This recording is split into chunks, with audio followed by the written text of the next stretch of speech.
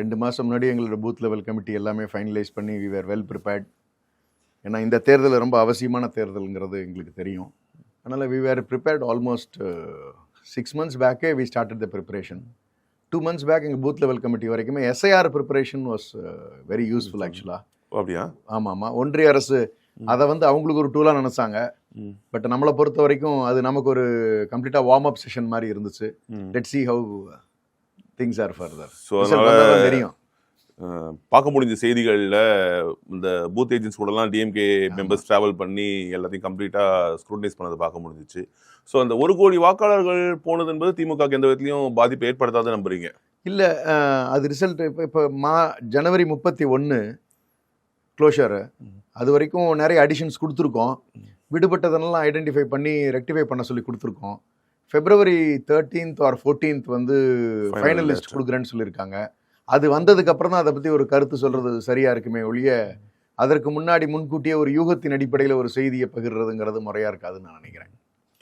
So கூட்டணி பொறுத்த வரைக்கும் இப்போது காங்கிரஸ் கூட ஒரு ட்ரிஃப்ட் இருந்துகிட்டு இருக்க மாதிரியே ஒரு ஃபீல் இருக்கு. அப்படிலாம் எதுவுமே இல்லைங்க.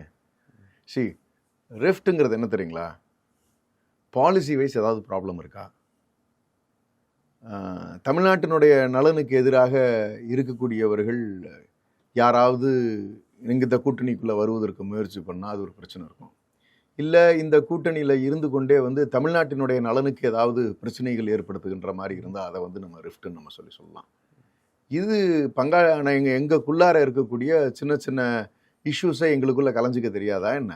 தொண்டர்கள் லெவலில் அவங்க தெளிவான அண்டர்ஸ்டாண்டிங்கில் இருக்காங்க, தலைவர்கள் அளவில் அவங்க தெளிவான அண்டர்ஸ்டாண்டிங்கில் இருக்காங்க. இதே முதலாக இந்தியா கூட்டணி ஃபார்ம் பண்ணப்போ பிரதமர் வேட்பாளராக அறிவித்தது நம்மளுடைய தமிழ்நாட்டினுடைய முதலமைச்சர் தான். தலைவர் அளவில் சரியாக இருக்காங்க.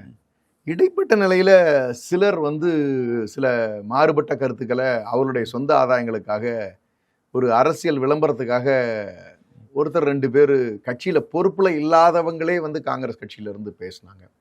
அதற்கெல்லாம் முற்றுப்புள்ளி வைக்கும் விதமாகத்தான் ராகுல் காந்தி அவர்கள் டெல்லியில் கூப்பிட்டு என்ன குழப்பங்கிறத கேட்டு யார் பேசினவங்கன்னு கேட்டு இனிமேல் யாருமே காரணம் கொண்டு இந்த மாதிரி விஷயங்களில் பேசாதீங்க, இந்த கொள்கை ரீதியான முடிவுகள் சீட் ஷேரிங் ஆகட்டும் எதுவாக இருந்தாலும் சரி நாங்கள் தலைவர்கள் பேசிக்கொள்கிறோம்.